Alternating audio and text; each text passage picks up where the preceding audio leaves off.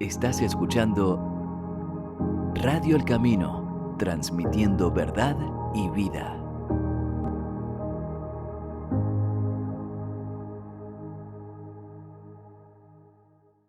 Saludos hermanos, amigos y radioyentes de Radio El Camino y también a los que escuchen y vean en este caso por vídeo en el canal de Profecía Presente este tema sobre el espiritismo, este tema que se titula El espiritismo moderno, surgimiento, desarrollo y propagación.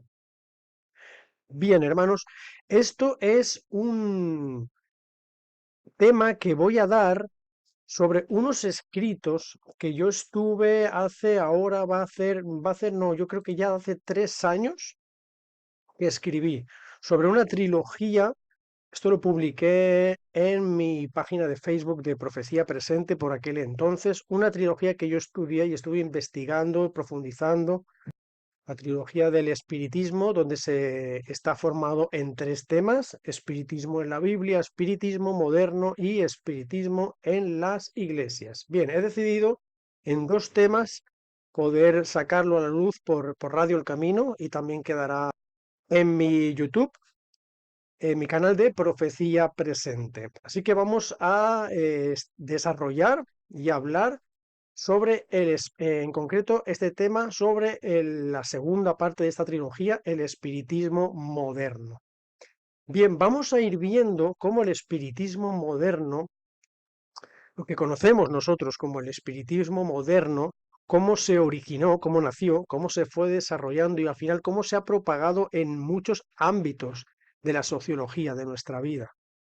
Así que va a ser un estudio donde vamos a ir cronológicamente en el tiempo y vamos a ir viendo cómo va sucediendo todo esto, cómo surge, cómo se va desarrollando. Creo que es un estudio bastante ameno.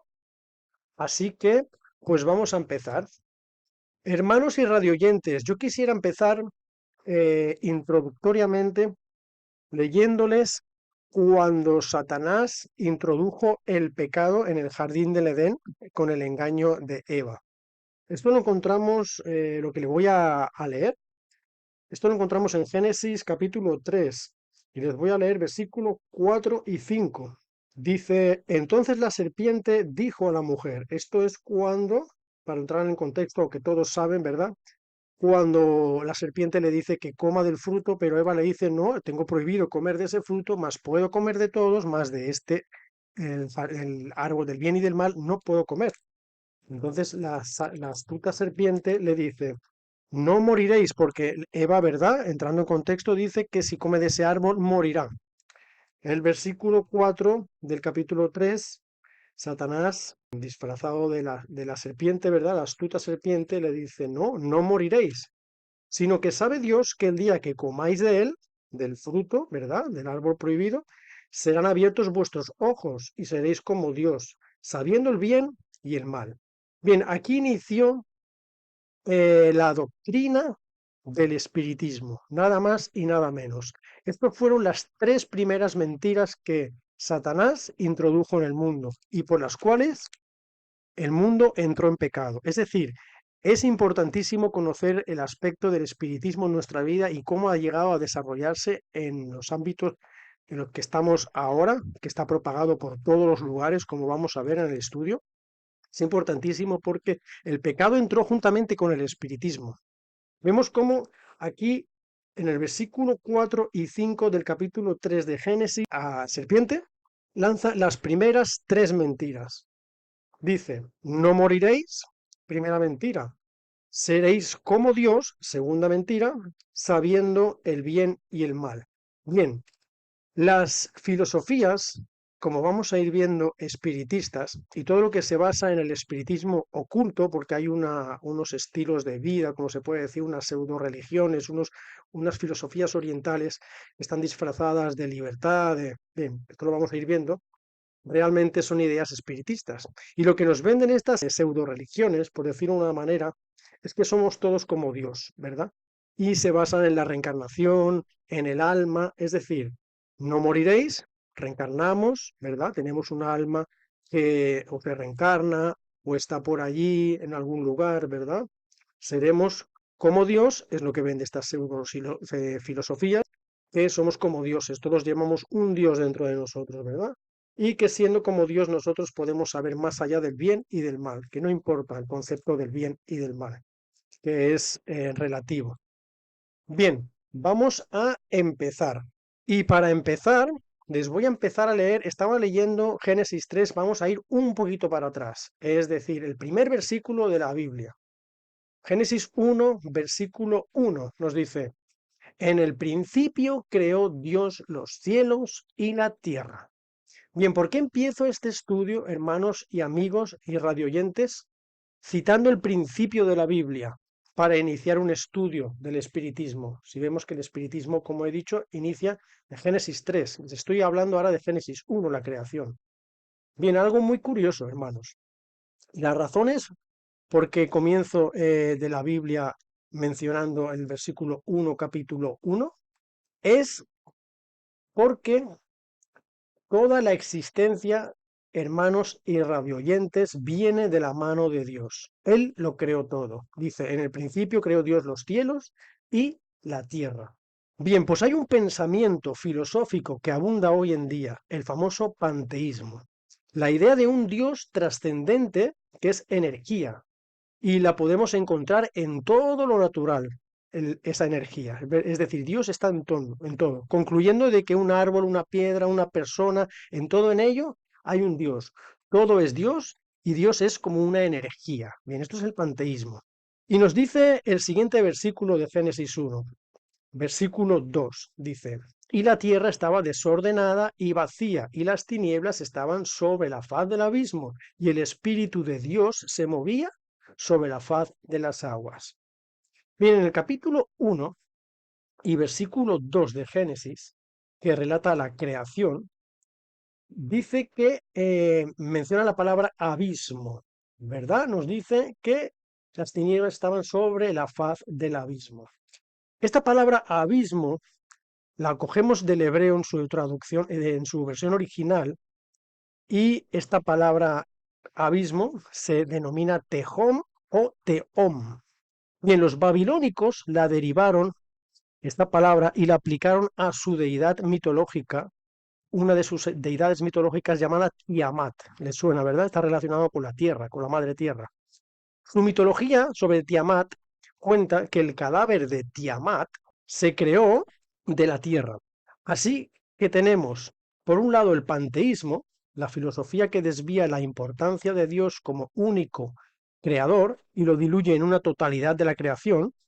Y por otro lado tenemos a Tiamat, la diosa que cambia la idea de Dios como único creador a algo así como el crecimiento de la tierra desde la descomposición de un cadáver. Es lo que viene a decir, tremendo. Lo que se consigue con estos dos pensamientos es que se fije la atención en la creación en lugar del creador. Esta es la astuta estrategia de estos pensamientos. Son ideas que enseñan que la naturaleza y los animales son como entidades que poseen en su interior su propio Dios, o que de una diosa propiamente surja la vida. Son pensamientos que se asocian a la pertenencia y o desarrollo de un alma. Vamos a ir hablando de todo esto del alma.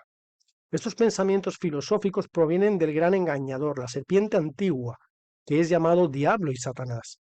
Esta es la primera mentira y la primera falsa doctrina que sembró el que fue Lucifer en el huerto del Edén, y que hasta el día de hoy, hermanos y radioyentes, cree el mundo secular y la mayoría del mundo creyente. La inmortalidad del alma, la creencia y doctrina de la inmortalidad del alma, que no tiene sustento en la Biblia, es un peligro tremendo. Por eso creo que es muy importante conocer todo este tema y pensamientos sobre el espiritismo. Y qué mejor que ver cómo nació en lo que se conoce como espiritismo moderno, cómo se desarrolló y cómo se propagó. La creencia de la inmortalidad del alma y los espíritus como entidades etéreas es algo que ya existía desde hace mucho antes de surgir el término espiritismo. Fue a finales de la década de los 1850 cuando comenzó a surgir ciertos sucesos que desencadenarían en un movimiento y doctrina. Y es aquí donde empezamos, con el nacimiento, o mejor dicho, surgimiento del espiritismo moderno. Bien, Las hermanas Fox. Tenemos que empezar y todo se origina con estas hermanas. Las hermanas Fox. Leah, Margaret y Kate Fox. Hijas de un metodista. Eran tres hermanas que vivían en una casa pequeña de Hydesville, New York, y en marzo de 1858, Margaret y Kate, las menores de las tres hermanas, de 12 y 15 años, comenzaron a escuchar en esta casa en Hydesville, New York, golpes en las paredes de su casa. Las niñas empezarían a comunicarse con estos ruidos, llegando a creer que eran espíritus. Ellas hacían unas preguntas a lo que los supuestos espíritus contestaban con golpes en las paredes, ¿verdad? En la casa. Vecinos, familiares y conocidos comenzaron a asistir a la casa para presenciar los sucesos. Y la hermana mayor, Leah Fox, se convirtió en su manager. Es decir, todo esto acabó en un espectáculo realmente. Fue tanto la atención que tenían todos los vecinos, familiares y demás, que esto creó algo tan increíble que la gente pagaba por verlo. Se alquiló el entonces conocido Corinthian Hall, el salón más grande de la ciudad de Rochester, donde estuvieron comunicándose durante 3 días con espíritus y asistieron 400 espectadores. Ganaron el equivalente a $3.000 de hoy en una sola sesión. Lo curioso de todo esto es que con el tiempo se dice, reconocieron que todo fue un engaño y una estafa. Bueno, pero aquí se originó lo que se conoce como espiritismo moderno. Vamos a ir viendo todo esto. Aún siendo todo aquello una estafa, los fenómenos de la casa de Hydesville, una supuesta estafa, ¿verdad? Lo que se puede decir, una estafa lo que fue el evento que hacían en este lugar, en Corinthian Hall, ¿verdad? Todo lo que lo exageraron de una manera para sacar negocio, ¿verdad? Lo que se conoce como el principio del espiritismo moderno nace con las hermanas Fox. Bien, y de ahí surgieron las llamadas mesas parlantes o mesas giratorias, que fue el punto de partida del espiritismo. Y ahora tenemos que hablar de Allan Kardec. Allan Kardec fue un escritor francés, filósofo y profesor. Su nombre original era Hippolyte Léon Denisard Rivert, conocido como Allan Kardec. Nació en 1804, murió en 1869. Él escuchó hablar de lo que se conocía como las sesiones de las mesas parlantes o las mesas giratorias.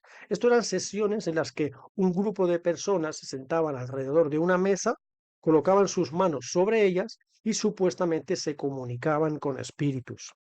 También se practicaba el método de la escritura automática, donde una persona escribía guiada por un espíritu, ¿verdad? La famosa mano que escribe sin conciencia ni motivación de la persona, sino guiada por un supuesto espíritu. Allan Kardec se interesó mucho por estas prácticas y en 1955 asistió a una sesión de las llamadas mesas parlantes. Cuando asistió a esta sesión de mesas parlantes o denominadas también mesas giratorias, quedó tan impresionado por lo que allí vio que se dedicó el resto de su vida al estudio de estos fenómenos. En 1957 se editó su obra literaria, El libro del espiritismo, del cual se acuñó la terminología espiritismo y medium. Escribió numerosos libros y a él se le considera el padre del espiritismo, Allan Kardec. Declaró que fuerzas superiores, después con el tiempo, le inspiraban para escribir sus obras. Fíjense, interesante detalle. Vamos a ir hablando de todo esto. Él declaró que fuerzas superiores le inspiraban para escribir sus obras y que un espíritu que le protegía le reveló que en una vida pasada, en la época de los druidas galos de Francia, se llamaba Allan Kardec. De ahí su nombre con el que firmaba sus libros y se dio a conocer. Bien. Este fue dijéramos, donde se originó, gracias a Allan Kardec, el término espiritismo y salió el famoso libro del espiritismo. Bien, aquí surgió el espiritismo ya como tal, como doctrina. Y de Allan Kardec tenemos que pasar, hermanos y oyentes, a Elena Blavatsky. Vamos a hablar de Elena Blavatsky y la teosofía. Elena Petrovna Blavatsky, nacida en 1831 y fallecida en 1891, conocida también como Madame Blavatsky, nació en Ucrania Elena se casó con un coronel llamado Nikifor Vasilievich Blavatsky, del que heredó su apellido, obviamente, y se dice que tras 3 meses de unión con él, Elena huyó a caballo, atravesando las montañas hasta llegar a casa de su abuelo. Poco después inició una serie de viajes iniciáticos a Egipto, Turquía y Grecia. Sobre todo por repetidas veces viajó también al Tíbet, donde dice que estuvo en contacto con saberes ancestrales de los maestros Mahatmas que residían en las montañas. En algunos de estos viajes estuvo acompañada del norteamericano Robert Rawson, un masón, fíjese el detalle, un masón y entusiasmado del esoterismo. Madame Blavatsky también relataba que un maestro hindú llamado Mahatma M.O., o también denominado maestro de Moria, se le aparecía en sueños y era el que le guiaba en sus viajes de búsqueda espiritual. Fíjense que tanto Alan Kardec como Madame Blavatsky había unas fuerzas y unos espíritus que le guiaban al conocimiento, lo que escribían y sus supuestos conocimientos y su supuesta sabiduría sobre el tema del esoterismo. Blavatsky así es como dedicó su vida al ocultismo, misticismo y esoterismo. Escribió libros como La Doctrina Secreta, obra cumbre de su biografía, Isis sin velo y La Voz del Silencio, entre los más famosos.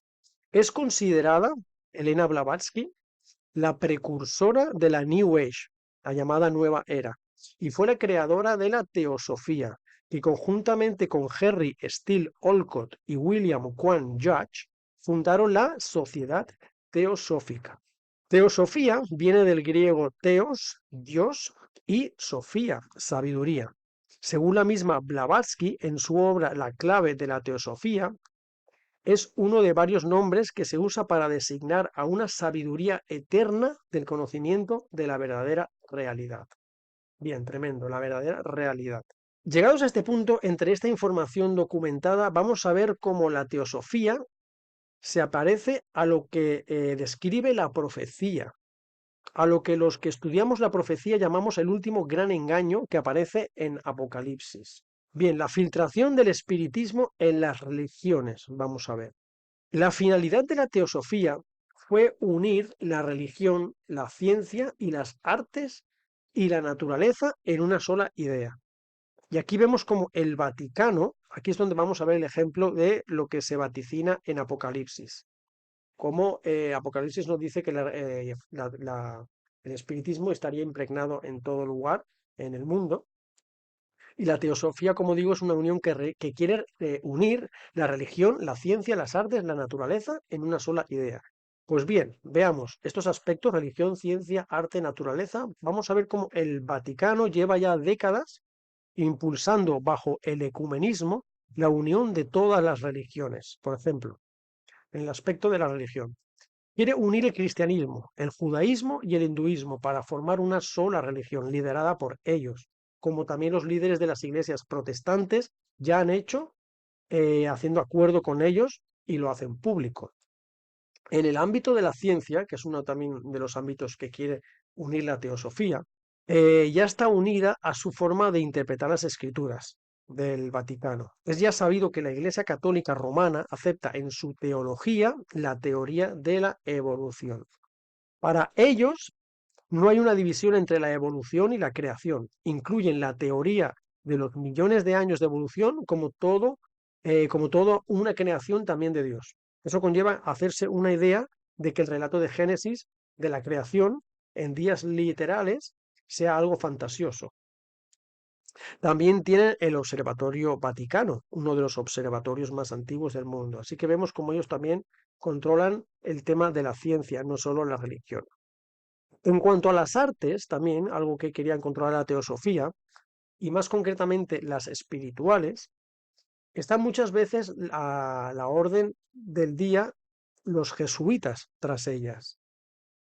Y en la naturaleza, que también es un ámbito que quiero unir la teosofía junto a la religión, junto a la ciencia y junto a las artes, en su encíclica Laudato Si, del ahora ya fallecido Papa Francisco, como ellos denominaron el cuidado de la casa común, queda latente sus intenciones bajo el denominado cambio climático de unirse con los grandes líderes mundiales. Junto a la Agenda 2030 pretenden imponer sus leyes que son muy alejadas de la finalidad altruista que aparentan tener. Así que lo que simboliza la teosofía es lo que está consiguiendo la bestia de Apocalipsis y el cuerno pequeño de Daniel, unir al mundo para dominarlo. Cuando las dos bestias de Apocalipsis 13 se unan y formen la imagen e impongan su marca. ¿Y qué es lo que en conjunto adorna todo esto y es la fuerza que engaña a todos? Y lo que está intrínsecamente, encubiertamente en todo en esta sociedad, en la religión, las prácticas espirituales, la política, la literatura, el cine, los videojuegos. Pues sí, hermanos y radioyentes, el espiritismo. Esto será, junto a la marca de la bestia, el gran engaño mundial. Bien, hablemos ahora de la New Age, la nueva era. Los movimientos y manifestaciones espirituales pseudo-religiosos que conforman la denominada New Age, que en los años 60 y 70 del siglo XX se hicieron más famosos en el occidente debido al movimiento hippie, ya tienen un cierto tiempo. Como mencionó antes, se consideraba a Elena Blavatsky como la precursora de la New Age, por lo que se le considera así. Pero en mi parecer, hermanos, la New Age es un concepto posmoderno que puede derivar en una filosofía o un movimiento, pero con objetivos sociales y de negocio. Un ideal que te puede vender tanto un libro espiritual como un cursillo de yoga o reiki o un viaje a la India. Pero como idea espiritual no es más que un tipo de creencia panteísta, donde no se fija la idea en Dios, sino en la naturaleza y las energías. Todos tenemos un Dios interior, según el panteísmo y las ideas espiritistas o esotéricas. Todos tenemos un Dios interior y mediante el trabajo interior podemos hacerlo surgir. Llevar una vida mística y espiritual mediante el conocimiento y la práctica de filosofías orientales, por ejemplo. En teoría, desde mi forma de verlo, es dejar la vida material y el ego para llevar una vida más enfocada en una conexión espiritual. Esto no estaría mal, pero contradictoriamente es egocéntrica y poco espiritual, ya que el enfoque es siempre en uno mismo y no en el caso nuestro, que sabemos de dónde viene la sabiduría original y verdadera en el Creador. Lo verdaderamente peligroso que hay en esto es que en muchas prácticas de estilo meditativo, el fin es dejar la mente en blanco. Supuestamente esto es para que los pensamientos no nos atormenten, así como el budismo tibetano o el zen con su objetivo del nirvana o satori, pero esto no es más que una estrategia del enemigo.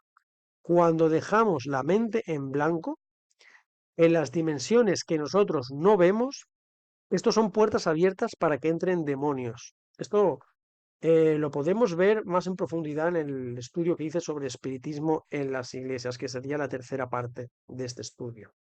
Bien, y lo también peligroso que se encuentra en la divulgación de estas filosofías es el claro objetivo de alejar a las personas de las sagradas escrituras, del estudio de las profecías que alertan de todos los engaños e impedir el tener un acercamiento y conversión con Jesús, el verdadero enemigo que teme y con el cual tiembla Satanás.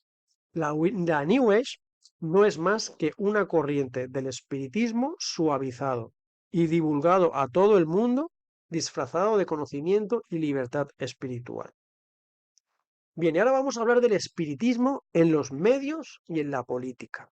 Ya sea por las sesiones de las llamadas mesas parlantes que os he comunicado, por la influencia de los libros de Alan Kardec o de Elena Blavatsky, o la New Age, o por el interés ancestral a veces del hombre por el mal. Muchos escritores y poetas y dramaturgos famosos fueron influenciados por el espiritismo y lo practicaban. Muchos incluso formaban parte de sociedades secretas vinculadas a estos movimientos. Vamos a ver cómo toda esta doctrina del espiritismo, que nació con las hermanas Fox, pasó a Alan Kardec, a Elena Blavatsky y se fue filtrando en teorías y pensamientos como la New Age. Escritores y personas que tenían gran conocimiento se vieron interesados y cayeron ante esta idea. Es decir, les cautivó y abrazaron este mundo del espiritismo. Vamos a ver algunos de estos nombres. Por ejemplo, Arthur Conan Doyle, el escritor de Sherlock Holmes, era un fiel aficionado a las sesiones de Ouija. Incluso junto a su esposa practicaban la Ouija para contactar con su fallecido hijo. Experimentó también la escritura automática y estudió el hipnotismo y la telepatía. El escritor Víctor Hugo, escritor de Los Miserables, por ejemplo, ejercía sesiones de espiritismo y sufrió una enfermedad llamada parafrenia fantástica. Incluso escribió un libro titulado Lo que cuentan las mesas parlantes. Charles Dickens, escritor de Moby Dick, era un aficionado a las sesiones de espiritismo y mediums en las que siempre participaba. Escribió muchos libros sobre fantasmas también. Gustavo Adolfo Bécquer, el poeta sevillano, también se dice que fue influenciado por las sociedades espiritistas y que su vida estuvo llena de misterios. Lord Byron, en su poema gótico Manfred, trata las proyecciones astrales y otros aspectos espiritistas que eran insólitos para la época y tenían un conocimiento que no era por casualidad. Bien, podríamos seguir porque la lista de nombres es larguísima. Por ejemplo, Mary Shelley, escritora de Frankenstein, Johann W. Goethe, Julio Verne, Bram Stoker. Estos escritores estaban asociados al espiritismo, la masonería, sociedades secretas, incluso el satanismo. Si en el siglo XIX y principios del XX ya estaban los medios literarios de este tiempo influenciados por el espiritismo, no hace falta decir cómo lo están los medios de hoy. En el cine, hermanos, la música, el arte, los videojuegos, la animación, reina la violencia, la maldad. Y solo pondremos como ejemplo el inicio de lo que son los llamados dibujos animados, que llevó a lo que ahora es la animación. Tan solo deciros que Walt Disney era un gran satanista y grado 33 en la masonería. Analizar el mundo de los medios de comunicación y entretenimiento de hoy nos llevaría a un estudio extensísimo, ¿verdad? Así que no podemos entrar en más detalles, pero bueno, la ideología del espiritismo está impregnado en todos los lugares para que llegue a los jóvenes. Y ahora vamos a hablar de Alice Bailey. Algo muy curioso, este punto les va a gustar y los que no conozcan esto les va a impactar mucho, sobre todo la relación de Alice Bailey con la Lucifer Publishing Company. No sé si alguien ha escuchado sobre la Lucifer Publishing Company, pero los que no hayan escuchado, atentos porque esto les va a impactar. Bien, Alice Bailey y la Lucifer Publishing Company. Alice Bailey fue una discípula de Elena Blavatsky, de la que hemos hablado anteriormente, creadora de la teosofía, y Alice Bailey ingresó en la Sociedad Teosófica de Los Ángeles en Estados Unidos, y bien, al igual que Blavatsky, a ella también, a Alice Bailey, le revelaba conocimientos el maestro de Moria, el mismo que revelaba a Elena Blavatsky. Es decir, una fuente misteriosa le revelaba el conocimiento también a ella. Alice narraba que le comunicaba telepáticamente un ser llamado tibetano o Dekta. Luego reveló que este era el maestro, perdón por si no lo pronuncio bien, Jiwal Kul, conocido en el mundo de la New Age y también en la misma sociedad teosófica. Jiwal Kul, como un experto en el conocimiento antiguo del Tíbet y el esoterismo. Aunque Blavatsky se le acuñó como la madre de la New Age, muchos realmente asocian a Alice Bailey a este cargo, por sus muchos libros, doctrinas y aportes en cuanto al ocultismo y el esoterismo. Ella estructuró teóricamente temas como la astrología esotérica, el alma humana, la magia blanca o los chakras, por citar algunos ejemplos.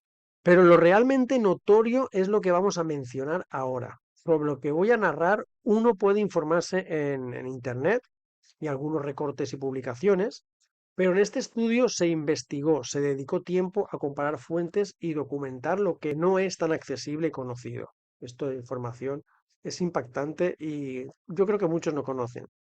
Las fuentes oficiales tan solo exponen la superficie de lo que voy a hablar y da pinceladas de algo que es histórico y se gestionó en cierta época. Pero en esas mismas fuentes, muchas veces ellos están en el meollo del asunto y van a revestir la información como algo interesante, curioso, ¿verdad? Pero tras eso hay algo muy oscuro que ellos no van a arrojar luz al asunto en sí, es decir, van a desinformar. Y paradójicamente de eso se trata esto, de luz. Pero no la luz del mundo, que es Jesús, la otra luz, la de Lucifer. En este punto vamos a ver cómo de algo que aparece tan solo anecdótico en el mundo del ocultismo, porque no es nada asombroso que en estas corrientes se adore a Lucifer, se enlaza al mundo de las corporaciones con connotaciones altruistas como son las Naciones Unidas y la política. Bien, vamos a hablar de Lucifer, algo muy curioso. Estén atentos. Alice Bailey, junto a su esposo Foster Bailey, fundan en 1920 la editorial Lucifer Publishing Company, traducido a Compañía de Publicidad de Lucifer.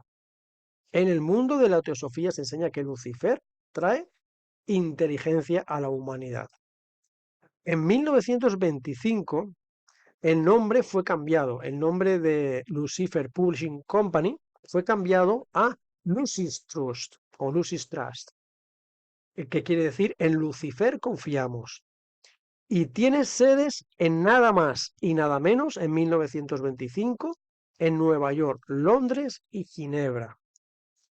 Lo que ya no es tan conocido es que la intención de Bailey con esta editorial, la primera llamada Lucifer Publishing Company y luego derivó a Lucis Trust,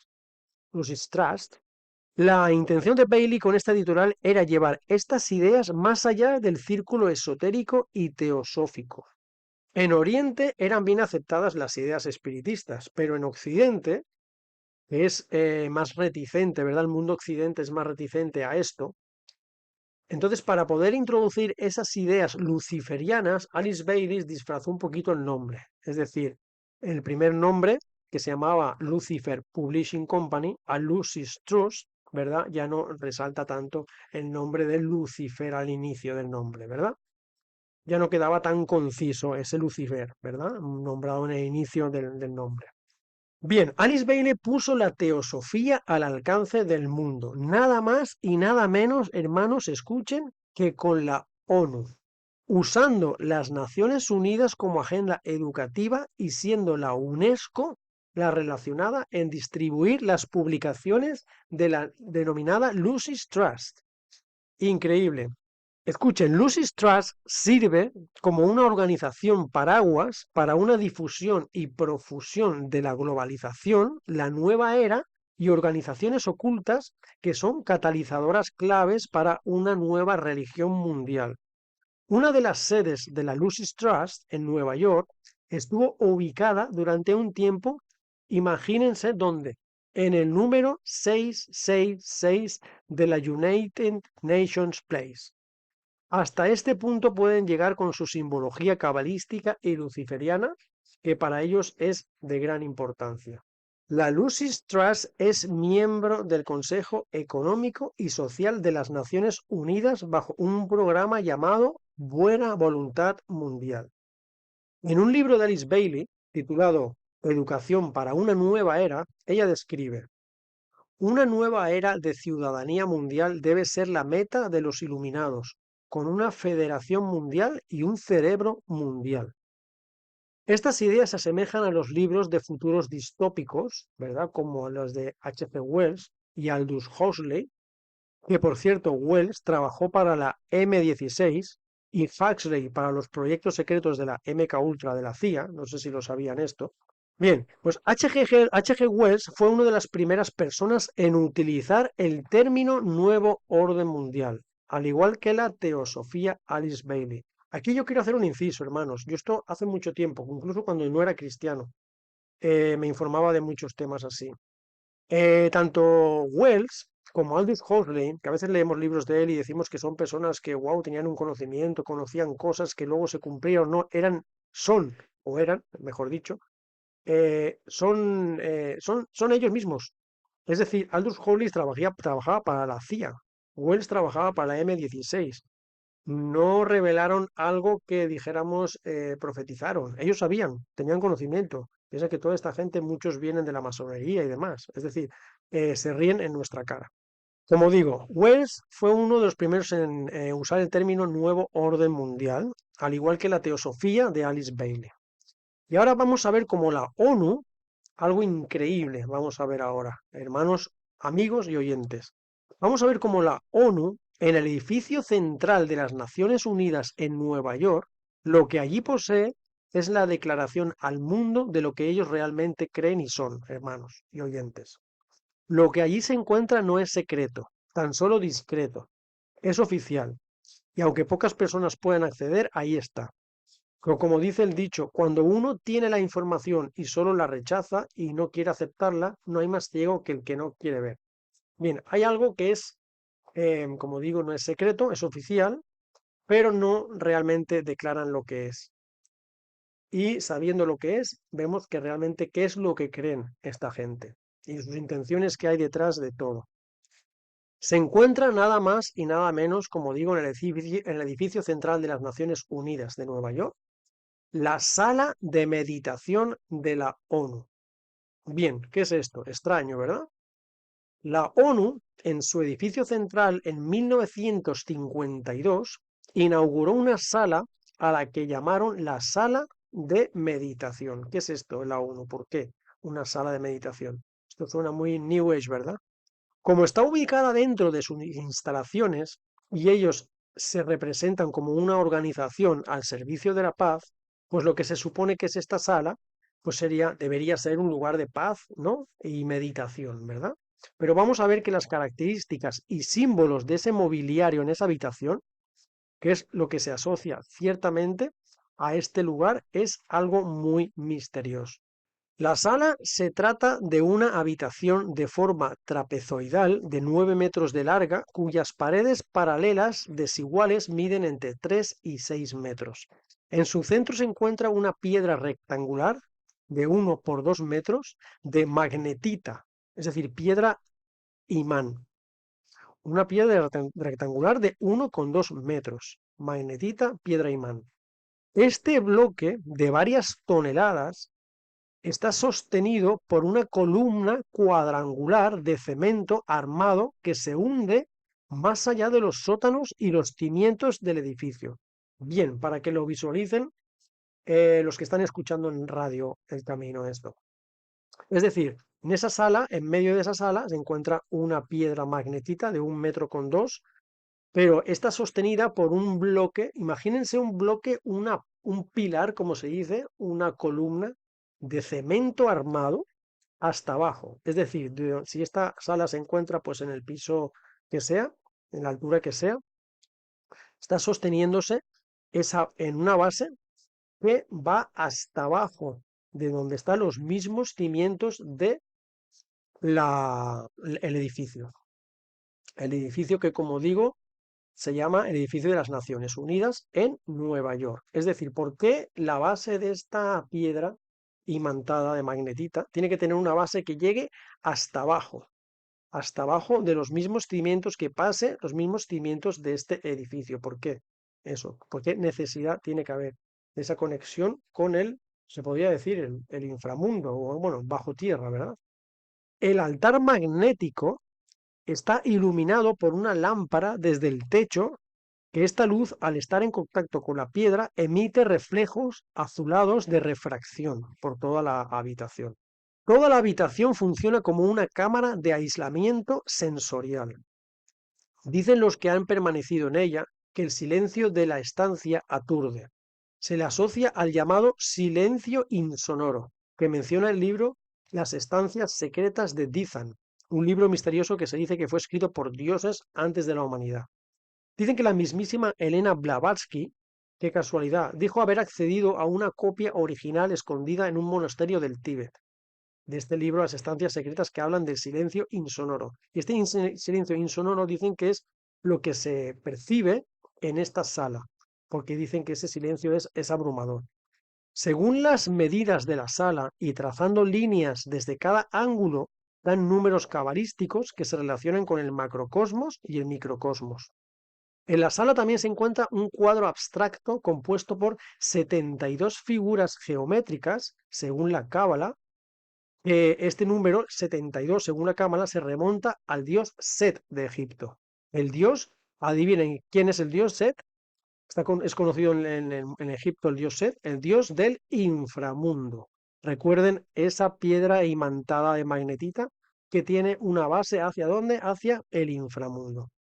En la pirámide, que tiene los billetes de dólar, hermanos y amigos y oyentes, también tienen los 72 ladrillos que componen la imagen de la pirámide. 72 ladrillos. En el Cábala, 72 se remonta al dios Set, que es el dios del inframundo.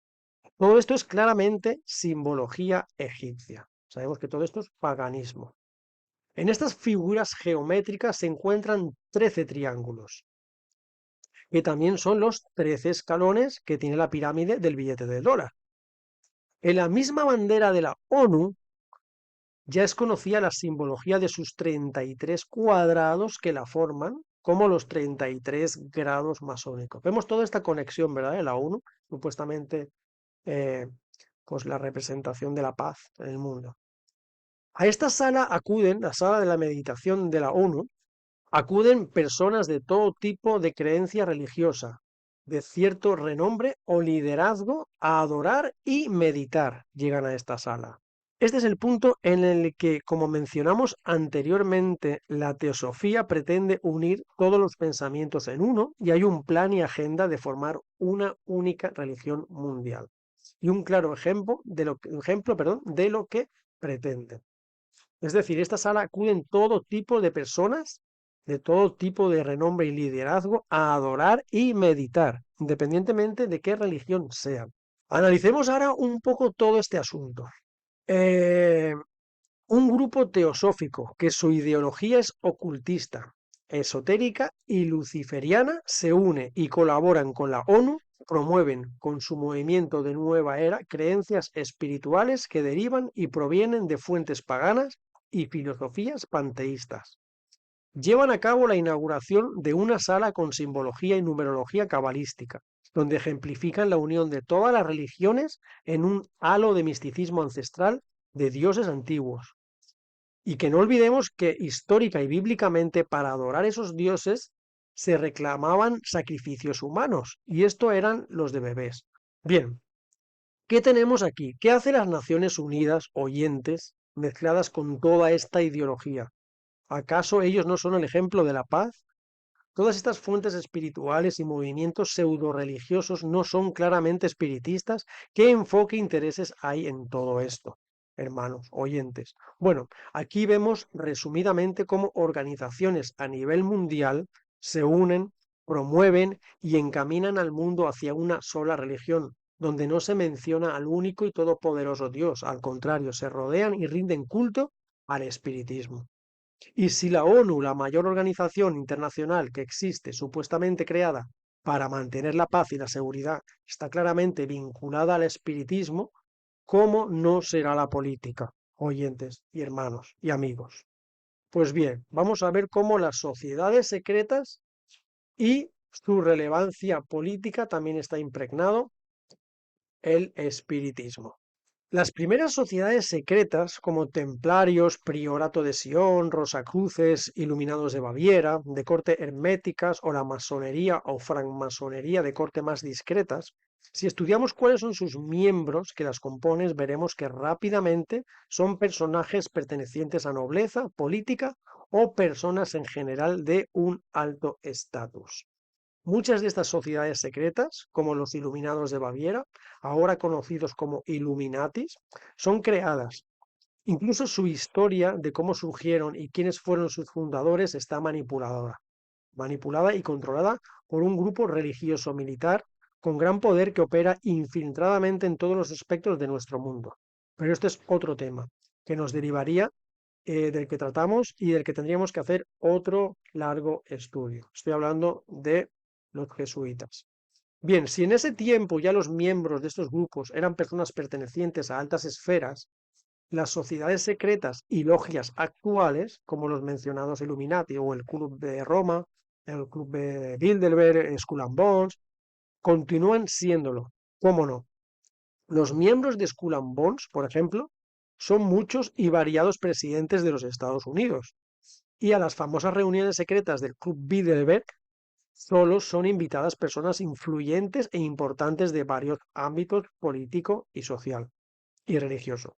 Investigando y adentrándose un poco en lo que sería la liturgia y simbolismo de sus reuniones y actos, vemos cómo esta gente, todo lo que hacen tiene una connotación pagana y espiritista. Adoran a dioses antiguos, babilónicos y egipcios. Incluso realizan rituales que mejor no entremos en sus macabros detalles. Claramente todo lo que rodea a estos grupos es del filo ocultista y espiritista, y todo esto se realiza a puertas cerradas hermética y secretamente. Esto confirma sus dudosas y oscuras actividades y objetivos. Vamos a poner como punto de referencia a un grupo de estos, para arrojar un poquito de luz y ver su lado claramente espiritista en todo esto. Vamos a hablar de una reunión que se hace todos los años y he escogido este evento también porque en él se reúnen miembros de todas las sociedades secretas, entre otras personas influyentes y poderosas. Se trata de la Bohemian Grove. Bohemian Grove es un campamento secreto de los más ricos y poderosos de Estados Unidos, situado en un bosque de secuoyas en el condado de Sonoma, California. Se fundó en 1872 con el nombre, como digo, Bohemian Club, ahora Bohemian Grove. La entrada a este evento es totalmente elitista, con una lista de espera de 15 años y un precio de entrada de $25.000, más una cuota anual de $5.000. Hay que tener buenos contactos para acceder a su entrada y haber estudiado en algunas de las universidades más prestigiosas de los Estados Unidos.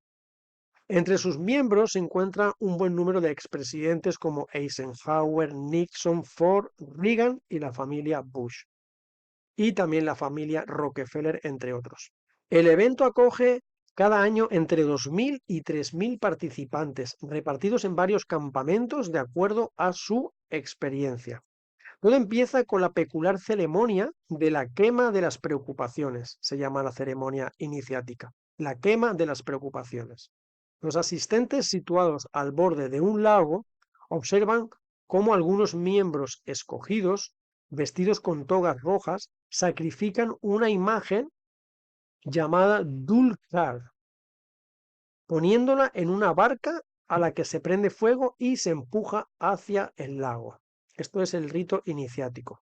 Todo el evento lo preside bajo su mirada una estatua de piedra de 12 metros, nada más y nada menos que de un búho, símbolo esotérico de misterio, misticismo, secretismo y protección.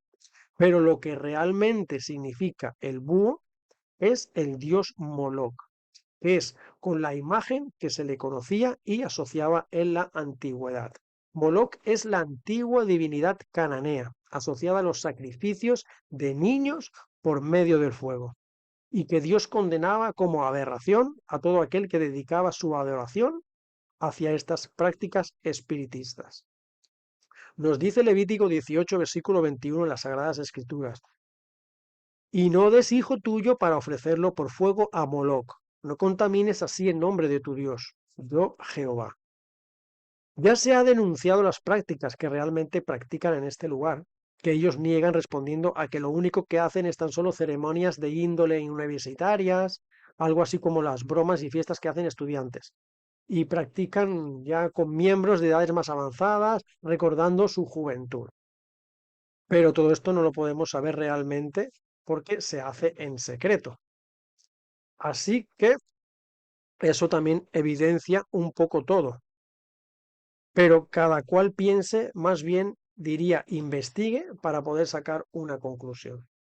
El mundo se encamina al fin de los tiempos, amigos y hermanos. Todo el que estudia las profecías con dedicación y pidiendo dirección al que realmente conoce, sabe que todo se está cumpliendo. Sabemos también que habrá un remanente, el cual será perseguido, pero seremos protegidos y sustentados hasta ver el día glorioso en el que el príncipe de paz nos lleve para sustituir a la tercera parte de ángeles expulsados allá en el cielo y vivir eternamente felices y sin la existencia de dolor. Así que esa es nuestra esperanza. Como hemos visto en este estudio, el denominado espiritismo moderno surgió con las hermanas Fox y Alan Kardec, se desarrolló con Elena Blavatsky y Alice Bailey, con la teosofía y la nueva era, llegando a influenciar en los medios literarios, como hemos visto, por ejemplo, ya en esos tiempos, y se propagó también con otro medio supuestamente literario, como la Lucifer Publishing Company, la compañía de publicidad de Lucifer, llegando hasta nada más y nada menos que la ONU. Y vemos cómo políticos y poderosos están vinculados a prácticas espiritistas. Así que vemos que en el espiritismo, con el paso del tiempo, se ha ido filtrando en todos los ámbitos y los aspectos de nuestra sociedad. Una escritora llamada Ellen G. White ya profetizó cómo el espiritismo iba a cautivar al mundo y escribió algo muy curioso que luego se ha cumplido con el paso de los años. Y esto fue escrito en 1894. Y dice así el texto. Esto se encuentra en el libro El Evangelismo, página 437, párrafo 6, y la página 438, párrafo 1. Nos dice, el espiritismo está por cautivar el mundo. Hay muchos que piensan que el espiritismo se mantiene gracias a trucos e imposturas, pero esto dista mucho de la verdad. Un poder sobrehumano está trabajando en una diversidad de formas y pocos tienen siquiera idea de lo que serán las manifestaciones del espiritismo en el futuro. El fundamento para el éxito del espiritismo ha sido puesto en las aserciones hechas desde los púlpitos de nuestro país. Los ministros han proclamado como doctrinas bíblicas falsedades que se habían originado con el archiengañador. La doctrina de la perduración de la vida consciente después de la muerte, es decir, la doctrina de la inmortalidad del alma, de los espíritus de los muertos en comunicación con los vivos, no tiene fundamento en las escrituras. Y sin embargo, esas teorías son afirmadas como verdad. Mediante esa doctrina falsa se ha abierto el camino para que los espíritus de demonios engañen a la gente al presentarse a sí mismo como los muertos, es decir, los espíritus se presentan como nuestros antepasados, nuestros queridos seres queridos muertos o amigos. Los instrumentos satánicos personifican a los muertos y en esa forma llevan cautivas a las almas. Satanás tiene una religión, tiene una sinagoga y adoradores devotos. Para llenar las filas de sus devotos, utiliza toda clase de engaños. Es decir, Satanás usa todas las clases de engaños para engañar a la iglesia. ¿Por qué? Porque al mundo, al resto del mundo ya lo tiene cautivado, lo tiene engañado. Tanto las tres primeras mentiras de Satanás en el origen, en Génesis, cuando entró el pecado, creando así la doctrina del espiritismo, hasta el día de hoy, reina ese espiritismo con el transcurso del tiempo. Pero ¿quiénes son cautivados y engañados con ese espiritismo? Con doctrinas como la inmortalidad del alma, por ejemplo, a todo el mundo cautiva. Esas filosofías orientales de las que hemos estado hablando, los pensamientos de New Age, de la nueva era, que hablan de que todos somos dioses, que no morimos, que nos reencarnamos, que podemos trascender hacia almas superiores.